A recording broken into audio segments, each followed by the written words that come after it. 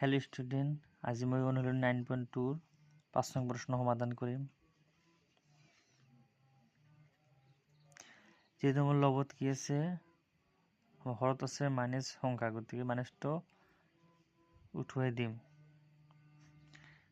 5 into -1, হৰত কি আছে -2 into -1।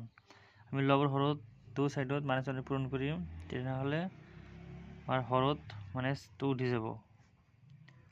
-5 পূর্ণ টাইম দুটো +2। ঠিক একেদরে এটাকে আমি 7 ইনটু -1, 14 ইনটু -1, তাহলে -1 পূরণ করলে কি হবে, আমার প্লাস হয়ে যাব। 14 এটা হবে -7। এটা আমি যদি কাটাকুটি করো -1/7। ঠিক একেদরে এটু একেদরে হব 25 ইনটু -1, 45 ইনটু -1, -25 এটা হব +45।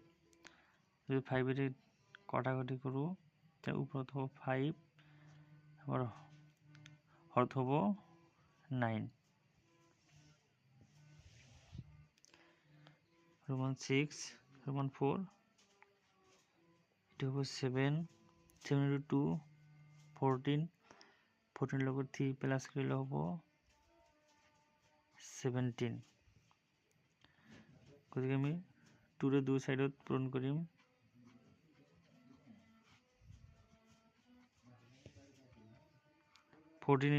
17 ইনটু 2 34, এটা হবো আমার 14।